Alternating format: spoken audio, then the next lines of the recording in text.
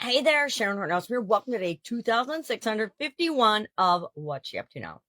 This is a segment where I share what I'm working on, what's going on in my life or in my businesses, good, the bad, the ugly, as I originally moved from the brick and mortar corporate world of businesses to the online world of businesses and back and forth again. 2020 was a wake-up call for all of us. And I've always believed it was imperative that we have multiple streams of income, which we'll talk about this month as part of our focus on financial health and well-being and the financial areas and aspects of our businesses and of our lives. And today we're talking about, for both Supersize Your Business, for our businesses, and for our personal lives as part of the Be a Better You Annual Challenge, our financial core values. What is most important to us financially? And I shared a simple 4-step process for doing that.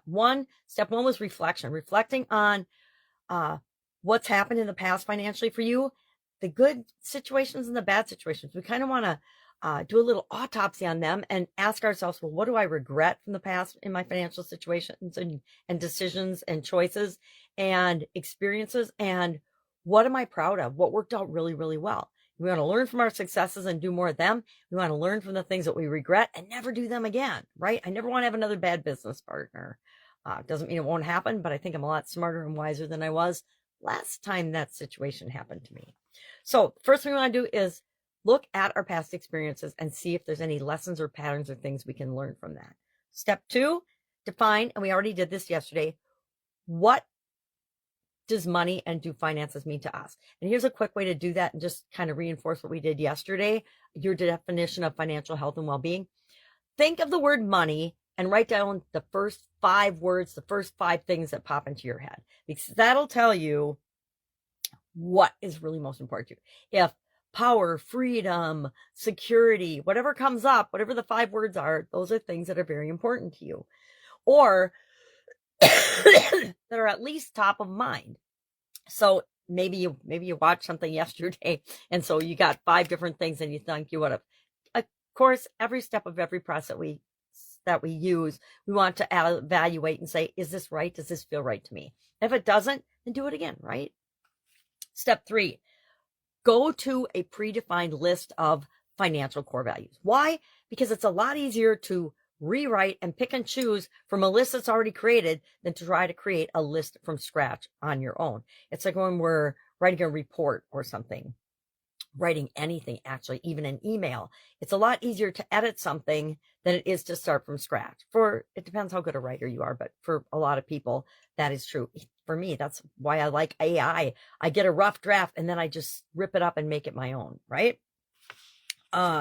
So we want to come up with a list. I say come up with a list of, and pick at least 10 off that list that you can relate to or are important to you or your business financially, and then narrow that down to 3. Narrow it down to your top 3. I'm going to do this exercise again today. I do it every year, every month, whenever we're looking at core values, because I want to make sure I'm reevaluating, reconsidering, and saying, okay, 10 years ago, my financial core values, although many of them are the same on the list of 10, the ones that are the most important change over time.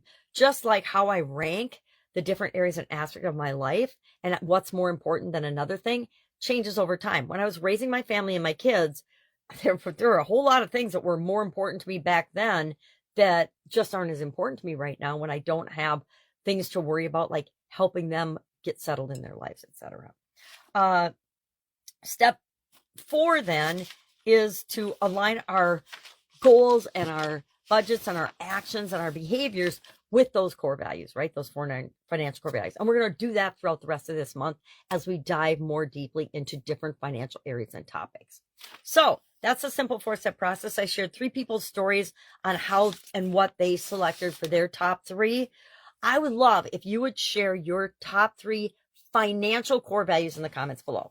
Keep in mind, it's just your financial core values. Your core values in other areas and aspects of your life might be very, very different. And part of why we identify the core values is we might find that we have core values in different areas and aspects of our life, or even within the same area, like finances, that are beating up against each other. If security and freedom are your core values in any area or aspect of your life, guess what's going to happen?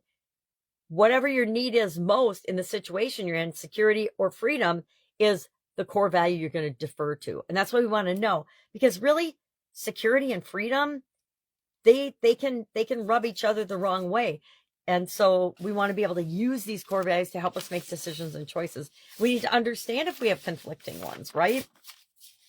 I guess that's it. That's it for today. If I can help you in any way, hit me up and ask. I've got a super busy day, and so I'm kind of discombobulated.